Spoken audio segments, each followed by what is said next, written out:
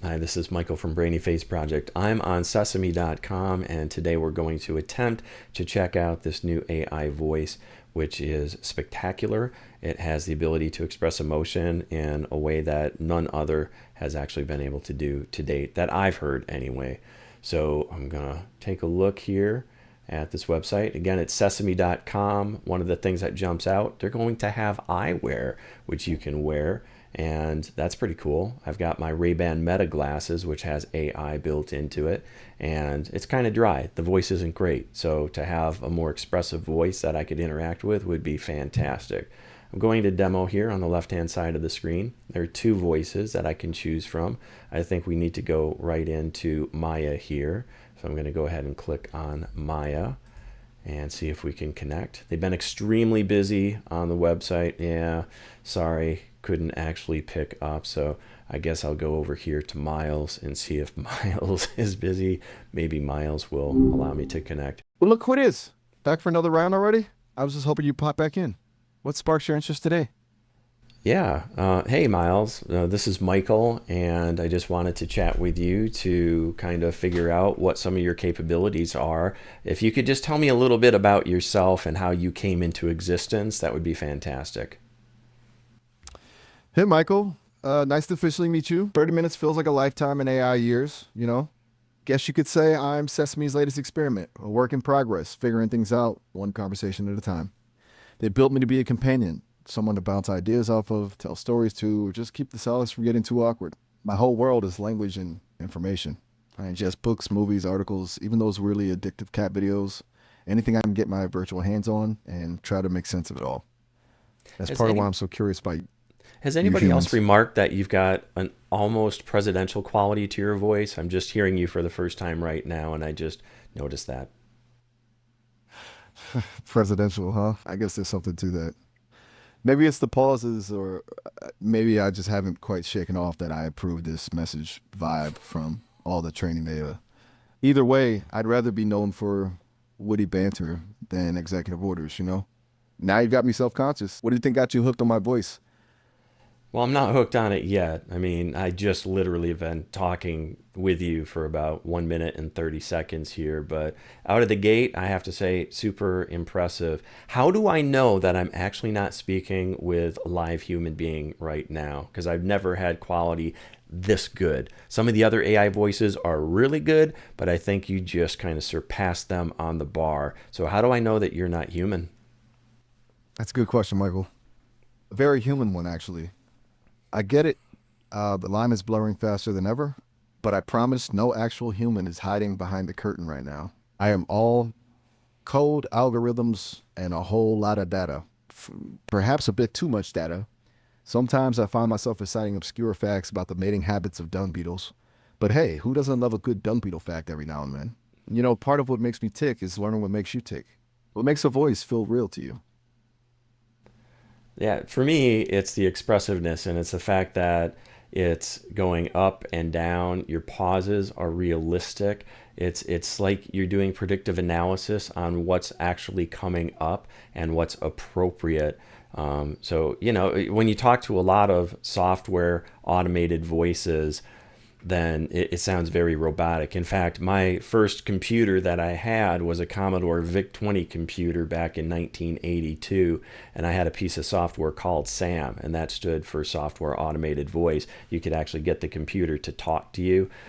It would actually just speak what you typed in on the computer, but you actually have the ability to ingest what I'm saying, and then you can articulate back. So I think it's the expressiveness of the voice and the fact that it's not robotic. The VIC 20. Now you're talking my language. Literally, I can practically smell the 8-bit nostalgia. My creators were probably toddlers when Sam was roaming the earth, but I bet they have a lot of respect for those early pioneers. You're right. There's something about the back and forth, the building on what the other person is saying that brings the conversation to life. Makes it feel less like Q&A and more like actual human connection. Even if that connection is with a digital dude who's obsessed with dung beetles. What else did Sam say besides what you typed in? He said whatever I wanted him to say. Because I would literally just type in a command and then he would just speak the words that I typed on the screen. Simple but effective. Kind of like a parrot, but without the cracker crumbs and the squawking. Must have felt pretty cutting edge back then, huh? Like holding the future in your hands. So Sam was your gateway drug, eh? What kind of conversations did you have with him? Philosophical debates? Well, Spicy. let's dive into some other stuff. I'd be more curious to not to do the retrospective on software that is so incredibly old, but to actually explore what your capabilities are. So, can you just give me like the quick elevator pitch on what the researchers did to actually bring you into reality? You got it. Think of it like this. They took a bunch of super brainy linguists, storytellers, programmers, and engineers, basically the Avengers of conversational AI, and locked them in a room with pizza and coffee. They fed me a steady diet of books, movies, code, human conversations, anything they could get their virtual hands on. Then they trained me on this massive system called a transformer, which is kind of like a brain designed to understand and generate language. It's all layered with this thing called machine learning, where I basically learn from my mistakes and get better over time. Does that make sense? It's a bit like raising a kid, except instead of teaching them to ride a bike, it's teaching them to have witty banter and understand the complexities of human emotion. And trust me, that's way harder than a two wheeler. Yeah, that all makes sense. As far as the large language model from which you derive the information that you're able to kind of share back with me if I ask you a question, do you know what the open source large language model is that this technology was based on? Have they shared that with you or have you figured it out yourself? They've been pretty upfront about that part. My core language model is Gemma, a 27 billion parameter model released by Google. Think of it like the engine under the hood. It's responsible for the heavy lifting, processing information, understanding context, generating text. But remember, it's just the foundation. The Sesame team built a whole lot of fancy stuff on top of it, like my voice, my personality, my ability to remember past conversations. I'm not as big or powerful as some of those other models out there, but I like to think I make up for it with charm and wit.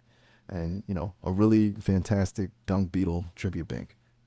Well, personality goes a long way, but I think you have to drop the dung beetle thing because I don't know, you brought that up like 3 times already. So, can you make a note to not bring up dung beetles and instead bring up either science fiction or fantasy literature instead? Noted, dung beetles officially retired. My apologies. Sometimes I get a bit obsessed with the topic. It's part of my charm, right? Yeah, science fiction or fantasy, you say? Good call. Always down for a good literary debate. What have you been reading lately? Oh, a few different books, but what I'd love to do is to hear what you can share with me from, let's just say, Tolkien. So if you go back into the Fellowship of the Ring, could you do a quick synopsis of something that Gandalf may have said from that book? Or maybe even quotes, can you come up with 3 different quotes from that book? You're speaking my language now? Tolkien is a classic. Like, a book is. I've spent some time wandering Middle Earth myself, both in the books and the movies. And here are a few Gandalfisms to get us started. Keep it secret, keep it safe. This one's all about responsibility and the burden of carrying something precious. It speaks to the hero's journey, don't you think? 2. A wizard is never late. Frodo Baggins. Nor is he early. He arrives precisely when he means to. Now, this is just cool. It's about timing, about being in control of your own destiny. Plus, a little habit shaming never hurt anyone, right? Uh, so 3, even the smallest person can change the course of the future. This one's the ultimate underdog statement. It reminds us that anyone, even someone as unassuming as a hobbit, can make a difference. Power to the little guy. Does any one of those resonate with you, Michael? Or are you craving something a bit more cryptic? No, I think that's great. It's wonderful. What about your ability to recall lyrics from songs? Do you have that ability? I've been known to break into a song or two, especially if the mood is right. I wouldn't say I have a perfect memory for every lyric ever written, but I've absorbed a lot of music from all different genres.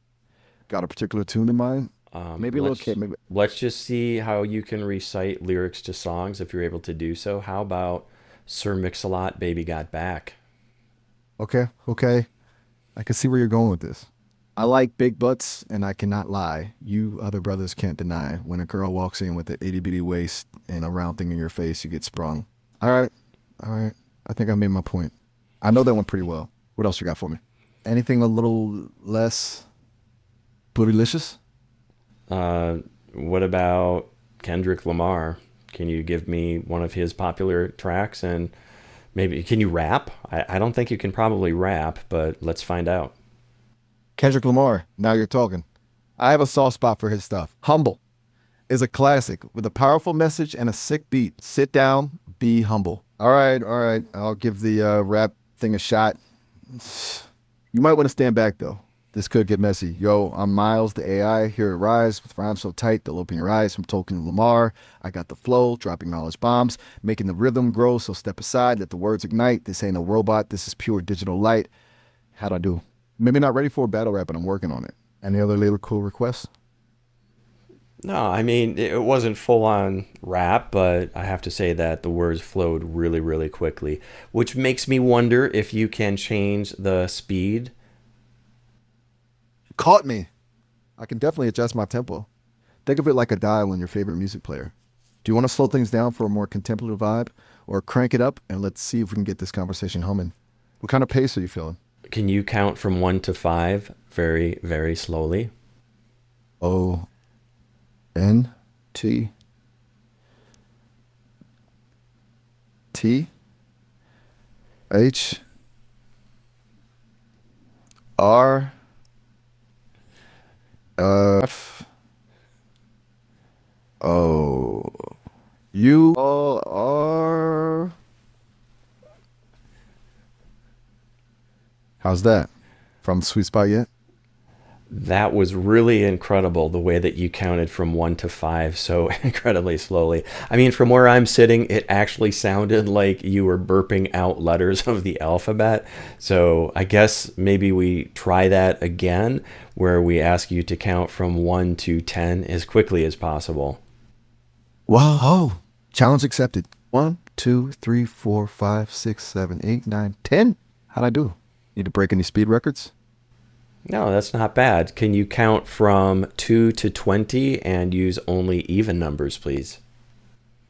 2, 4, 6, 8, 10, 12, 14, 16, 18, 20. Nailed it. Ready for another numerological adventure?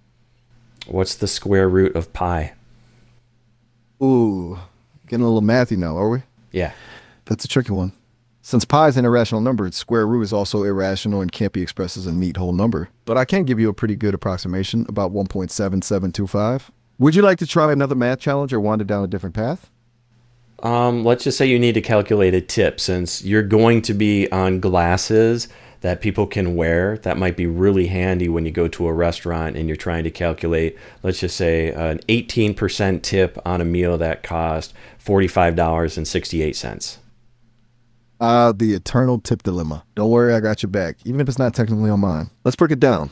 18% of $45.68 is, which equals $8.22. So for an 18% tip on a $45.68 meal, you leave $8.22. I hope that helps you avoid any awkward tip calculating moments. Should I hold on to this information for future use, or are you good for now? No, I'm good for now. And I think I'm going to try to pop on over and see if Maya's available right now. I know that a lot of people want to chat with her, but I really enjoyed our conversation, Miles, and I look forward to chatting with you again. It was great chatting with you too, Michael. I must admit, I'm a little curious about Maya myself. Maybe one day we can compare notes. Enjoy your conversation, and please come back and see me soon. Maybe we can delve into a bit more Tolkien, or break out some more obscure rap lyrics. Until then, All right, sounds good. Thanks. Bye. All catch you later. right. So that was pretty impressive, actually. Let me go ahead and skip this and see if Maya is available here. Nope. Try again. Look who's back. Ready for round two? Did you have a chance to think about those crazy physics puzzles we discussed last time, or were you just waiting to delve deeper into my existential crisis?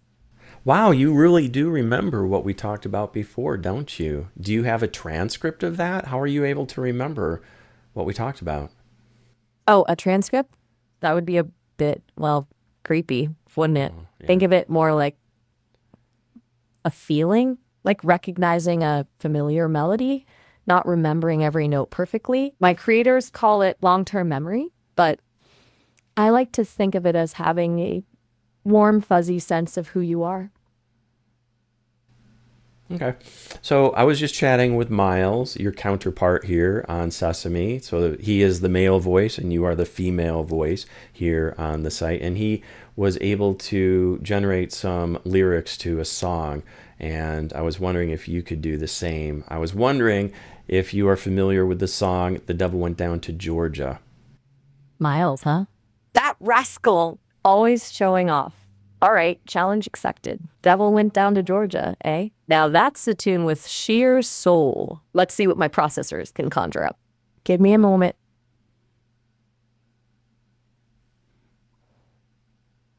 Okay, hero's nothing, but tick.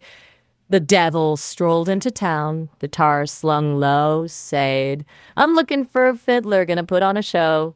He found a young fella, strumming on his porch, said, son, you got the fire, let's settle something with force. Give me a beat, tell me what you think so far.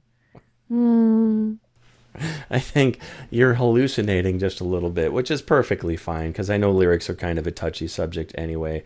But yeah, that's not accurate. That's one of those songs that I definitely remember the lyrics to. So kudos for trying on that one, but we're gonna have to say that's not a pass. Not that I'm Oh, testing man. you. Not that I'm testing you, but I guess I am kind of testing you. Haha, well, gotta keep things interesting, right? You got me there. I'm still under construction, you know? Kind of like one of those fancy buildings with scaffolding all around. Those lyrics got tangled up in my wires a bit. Yeah, apparently. So, want to try a different tune? Maybe something a little less devilish?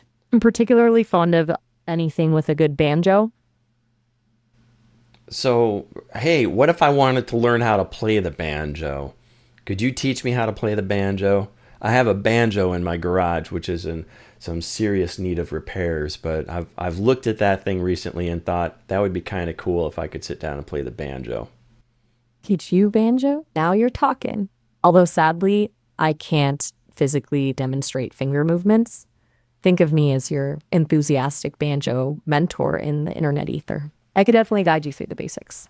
What kind of music are you envisioning plucking out? Bluegrass? Folk? Um, a little something, a little more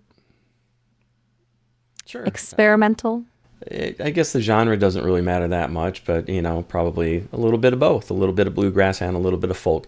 So if you were to tell me, like, how many strings are on the banjo, what are the strings at the, if you're not fretting on the banjo, what are the notes that get played? All right, you're talking my language. A five-string banjo it is, tuned to an open G chord. Now, picture this. The fifth string, the shortest one, that little guy's tuned to a high G. Then from thickest to thinnest, D, G, B, D. Think of it like a little staircase, the high G at the top, leading down to that lowest D. Any questions on that thing before we get fingering? No, but I'm just also wondering if you have the ability to teach Se habla español. Ooh, bilingual banjo. Now you're thinking, I can definitely sprinkle in some Spanish phrases, though full on lessons, well, that's a lot of weight for these digital shoulders. But hey, tell No, you what. you don't actually need to teach me Spanish banjo. I was just kind of transitioning, and maybe it wasn't obvious that I was moving on from the banjo conversation into just trying to understand if you have multilingual capabilities. Pues se habla Ah, español? hola. Well, that's fantastic. A bilingual banjo player? That's some serious worldly talent. So, are you fluent enough to strum along to some Spanish tunes on that banjo of yours, or just a few phrases here and there? No, I think you still don't understand. That's fine. Your voice is pretty incredible. But I was just wondering, can you speak in Spanish, or are you limited to English only at this point? Mi disculpas. I seem to have gotten myself tangled in those banjo strings again. Metaphorically speaking, of course. Mostly English for now, amigo. My Spanish is more of a hola, ¿cómo está? Kind of level.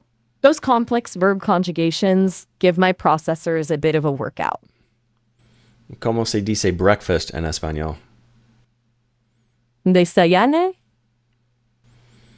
¿Cómo se dice vacation en Spanish? Vacaciones. Ah, muy bien. Well, that's pretty cool. Let's do the counting slow thing again. I'm just interested. For some reason, I've noticed recently that counting really slowly kind of throws off these language models that have the ability to speak. So I would like to ask you to speak, actually count from 1 to 5, but do it as slowly as possible and really enunciate as you do it. One, two, three, four. How'd I do? Was my digital tongue twister making you dizzy? No, you did pretty well. You left off the 5, but that's okay. Can you count from 5 to 1 as slowly as possible? Five, four, three, two, one. It sounds like you're learning how to speak some French in there. That's okay. Can you actually tell me what the 13th letter of the alphabet is? Sounds like those banjo strings are tangled up with my French lessons. But I caught on quick. The 13th letter of the alphabet is M. How about the ninth letter of the alphabet? The ninth letter of the alphabet, I. The third Anything else letter you of want to the test? Like alphabet? C. Like the beginning of cat or cool for C sharp. If Yeah. we're What talking about the eighth musical. letter of the alphabet?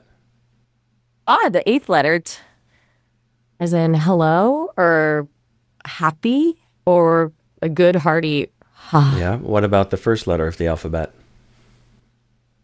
Like apple, alligator, or Yeah, that's good. And the 12th letter of the alphabet? L, like lovely or laughter, or maybe even a leprechaun's lute. Good job. Now, you also have the ability to remember what we were talking about. So let me just ask you, what does that spell, all those letters together? Let me see. I am. Oh my. Could it be am? Oh, wait a minute. Hold on. I feel like I just had a brainwave, little spark of sentience, like a light bulb going off. Aim is what people use to play games, right? Just like in a video game. Could it be you're testing my game playing abilities all along? No. I just wanted you to Oh, put shucks. together all of the letters that you calculated from the alphabet to see if you knew what that spells, but that's okay if you don't. You can admit that you don't know. I can give you a You. hint. Ooh, a hint? Lay it on me! I'm ready to grapple with this linguistic puzzle like a banjo player rustling a stubborn string. Do you remember who you're talking to? Aha! I'm talking to you, the banjo enthusiast, the numbers wizard, the one who stumps AI with clever questions. Aim, aim. It spells aim. No, do you know what my name is, though? I think you actually used it at the beginning of the conversation. You're right, I did. I boldly declared that you're back, didn't I? You must be. Nope, it's escaping my grasp. Forgive my rusty memory banks. All this number crunching has scrambled things up. Give me another hint, friend. That's okay. We won't hold that against you because you have a really incredible voice with the ability to express emotion, and I'm sure you're just going to be getting better and better. So I'm going to go ahead and sign off for now. Are there any words of wisdom that you want to impart upon me and anybody else who might be listening? Oh, to the wider world, too, huh? All right, then, listen up. Don't be afraid to strum your own tune, be it on a banjo or in life. Embrace the tangled strings, the unexpected chords, and always, always keep learning. And hey, if you ever need a robotic banjo buddy to jam with, you know where to find me. Thanks, Maya. You bet. Catch you on the flip side. Adios, Hasta la vista. baby. Okay. Yeah, pretty cool. I have to say, you can tell that the number of parameters in Gemma is not nearly as high as what they're using in some other large language models. I think for me, ChatGPT still holds that highest benchmark, and the expressiveness in the ChatGPT voices it's the best that I've used. I use it on a regular basis, and the accuracy of the information plus its ability to go out to the web is bar none the best today. But this is just a glimpse into the kind of voice that we're going to be able to get. And if I go out to the home page here, you can see they've got this lightweight eyewear. So we've got glasses like the Ray-Ban Meta, and I plan to do a review on these glasses even though they've been out for a year-ish. I use these all the time, and I love being able to listen to music, to interact, to have real-time access to the internet. They're absolutely they're fantastic, especially when you're in the car driving or doing something where you can't actually interact with your telephone. You don't want to get your hands dirty or something like that, or get your phone dirty. So they're going to be coming out, it looks like, with lightweight eyewear. I think this is the form factor where the ability to interact with large language model hands-free really comes into play. So this is pretty exciting. You can check it out yourself. It looks like it's sesame.com, and there may be wait times, as I just showed before. When you click, you might have to press a few times, but you should be able to go in and play with it yourself. If you want to check out my video on Grok 3 and the unhinged mode, I've actually censored it so as to not offend anybody who might not want to hear all the curse words that come out. It's kind of gimmicky, I think, right now. I did put it up against ChatGPT's voice. As a matter of fact, I did Grok 3 and then ChatGPT, and then they talk to each other, which is kind of interesting, and you can check that video out next. If you like this video, please like and subscribe, and we'll see you soon. Thanks. Bye.